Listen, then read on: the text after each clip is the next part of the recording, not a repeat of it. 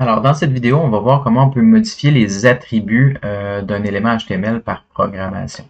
Donc, pas nécessairement les classes, pas le texte, mais le reste des attributs. Donc, on avait vu au début, dans les premières vidéos, que par exemple, on pouvait modifier, si je sélectionne, en fait, je vais sélectionner pas tout, je vais sélectionner le premier lien qu'on voit, puis la première image qu'on voit. Donc, un lien, une seule image. Ben, je peux venir modifier la propriété, l'attribut, pardon, href, www.google.com.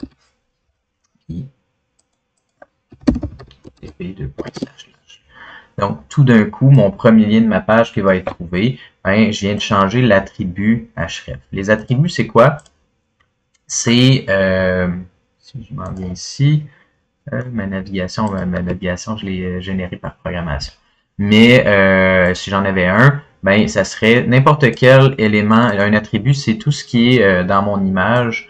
Ici, par exemple, c'est l'attribut source. Ça, c'est l'attribut alt. Les classes sont un attribut. Les ID sont un attribut. Dans mon formulaire, j'ai un attribut action. Fait que tous ces attributs-là qui existent déjà sont accessibles par le point en sélectionnant l'élément HTML. Donc, si je sélectionne ce label-là, je peux accéder à son attribut for avec .for égale, puis là, je peux modifier le for. Même chose pour mon input. Je pourrais changer son type ou je pourrais récupérer le type, etc., etc. Dans le cas des classes, on va utiliser souvent ClassList dans la vidéo précédente que je viens de faire. Donc, allez voir la vidéo précédente pour modifier les classes par programmation. On peut aussi rajouter des attributs personnalisés. Ça veut dire que si en plus de ça, vous voulez laisser des traces dans votre code, par exemple, vous voyez que j'ai des sections que j'aimerais qu'ils puissent, qui vont servir dans mon formulaire, je leur laisse un attribut data page. Page, ça c'est moi qui l'ai inventé. Donc, la première partie, ça s'appelle le dataset, les attributs personnalisés. Donc, on met data tiret, puis après, vous mettez le morceau qui vous intéresse. Vous ne pouvez pas mettre d'espace, mais vous pouvez mettre d'autres tirets ou des... vous pouvez mettre d'autres tirets pour les ajouter. Puis on peut mettre un égal pour mettre une valeur. Ça veut dire que si je récupère toutes mes sections, ben, je suis capable de vérifier après, est-ce que je suis sur la section 1, section 2, section 3. À la différence des ID, j'aurais pu mettre ID égale 1, mais les ID sont censés être uniques sur la page aussi. Donc là, ce que ça fait, c'est que je pourrais avoir un conflit sur ma page si j'ai deux éléments qui ont le ID 1. De cette manière-là, ben, ça me permet d'en mettre aux endroits que j'ai besoin. Un autre exemple, vous voyez mes deux boutons pour ma navigation, pour mon formulaire. Ben, il y en a un que je lui mets une direction de -1. Donc, ça va me permettre de changer. Mettons, si je suis à la section 3, ben, je vais prendre mon numéro de section. Je vais le soustraire, faire -1 pour reculer. Si, au contraire, si je veux avancer, mais je vais faire 1. Donc, je vais additionner, puis je vais réafficher la section correctement. C'est ce qu'on va faire dans cette vidéo-là. Donc, je m'en viens en haut. Donc, ça, je n'ai plus besoin. L'idée, c'était de voir qu'on pouvait modifier les attributs avec le point. J'ai mes mes boutons. Là, dans mes boutons, qu'est-ce que j'ai fait? J'ai sélectionné par la classe. Ce que je veux. Par la classe, j'arrive ici. Donc, j'avais mis une classe ici. Mais au contraire, moi, j'aimerais juste récupérer ceux qui vont avoir cet attribut-là, data direction. Et comment on fait pour faire un query selector par attribut? Ça, c'est important à savoir. On va mettre des crochets carrés. Hop. Crochet carré, idéalement, si je suis capable de taper. Ça. Et on va mettre l'attribut qui nous intéresse. Si je voulais spécifiquement celui qui est égal à 1, ben là, je mettrais est égal à 1, avec des guillemets parce que c'est du texte. Mais dans le cas, moi, qui m'intéresse, je veux juste tous les boutons, tous les éléments qui auraient une classe data direction dans ma navigation en bas. C'est très précis comme sélection.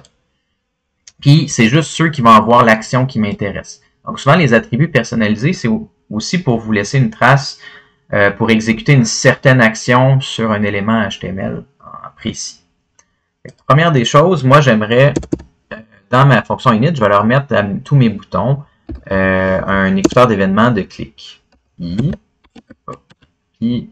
bouton nav, .length, j'ai un bouton .add event listener de type click. Là, j'ai pas de fonction encore, je vais l'appeler. Ah oui, j'ai une fonction click navigation que j'ai démarrée. Je vais la mettre plus haut, juste pour qu'on voit ce qu'on va faire. Quand je clique sur un des boutons, j'ai click navigation qui va s'exécuter. Puis là, on se souvient, ben, comment je fais pour savoir quel bouton a été cliqué? Ben, on a le paramètre événement qui est obligatoire dans notre add event listener. Const déclencheur est égal à événement.current target. En faisant ça, ben, je récupère, si je clique sur le premier bouton, déclencheur c'est le premier bouton. Si je clique sur le deuxième dans ma liste, ben, ça représente le deuxième. Et là, moi, j'aimerais savoir ben, la direction sur laquelle j'ai cliqué. Const direction est égal à mon déclencheur. Puis là, si je regarde comment ça a été construit, mes boutons, ben, j'ai utilisé data-, puis j'ai mis le mot direction. En JavaScript, on va récupérer par dataset point l'information que j'ai mis, direction. Donc, dataset, c'est un objet qui contient toutes les propriétés, les attributs personnalisés d'un élément HTML en particulier. Donc là, ce que ça fait, je vais me faire un console.log pour voir qu'est-ce qui se passe, direction. Maintenant, est-ce que ça fonctionne tout ça? Donc, dans ma fonction init, j'ai qui est appelée au chargement, je boucle au travers, je mets un add event listener de type click, j'exécute ceci, je récupère le dataset et je l'affiche dans la console. Donc, console, si je clique précédent, j'ai -1. Si je clique suivant, c'est 1. Donc, je récupère bien l'information qui est ici. Ce qu'on remarque, c'est que cette information-là, c'est une chaîne de caractères. Donc, dans la vidéo sur les chaînes et les nombres, on se rend compte que si je voulais faire une addition, ben, j'ai besoin de convertir ça en nombre avant de continuer. Donc, pour faire ça, c'est tout simple. On englobe ça avec number qui vient convertir la chaîne en nombre et non pas, ça ne le laisse pas en chaîne de caractères. OK, mais là maintenant, qu'est-ce que j'ai besoin? Ben, j'ai besoin de garder en mémoire à quelque part dans une variable où est-ce que je suis rendu sur quelle section je suis rendu. Et pour ça, je vais aller complètement en haut dans mes variables globales. Je vais let parce que ça va changer souvent. Index, section actuelle, puis on va commencer à la mettre à 0 au départ. Et vous voyez que dans ma fonction init, ben moi j'aimerais peut-être afficher ma section actuelle qui est 0 au chargement. OK, donc maintenant ce que je peux faire, c'est de dire OK, ma section actuelle, index, section actuelle, plus égal à ma direction. Donc, c'est égal à elle-même plus la direction. Là, vous allez me dire, ouais, mais là, si je veux additionner. Mais si j'additionne ma direction qui est -1, ben, plus -1, ben, ça fait -1, en fait. Puis plus 1, ça fait 1. Donc, j'ai pas besoin de vérifier si c'est plus ou c'est moins. Si j'additionne, ben, ça va s'en aller dans la direction qui m'intéresse. Puis, une fois que j'ai fait ça, ben, je peux cacher mes sections, puis afficher la section qui m'intéresse. Index de section actuelle. Okay. Là, vous voyez qu'il y a un petit peu de redondance. À toutes les fois que j'affiche, je veux cacher. Peut-être je vais optimiser mon code. En fait, je vais déplacer cette exécution-là dans mon affichage de section. Fait qu'à toutes les fois que j'affiche une nouvelle section, je cache tout.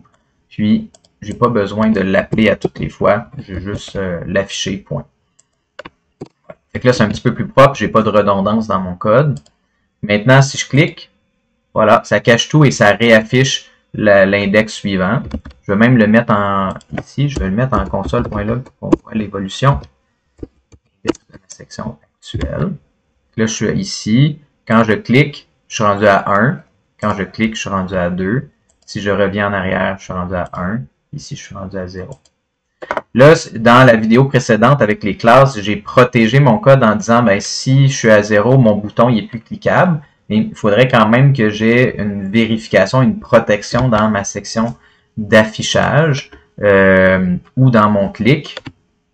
Donc, moi, ce que j'aimerais, c'est si mon index est égal à 0 ou égal à la liste, ben je peux pas aller plus bas que 0 en fait. Fait que, par exemple, ce que je pourrais dire, on avait utilisé les fonctions math dans une vidéo précédente. Ben, je pourrais dire index comme ça est égal à math.max.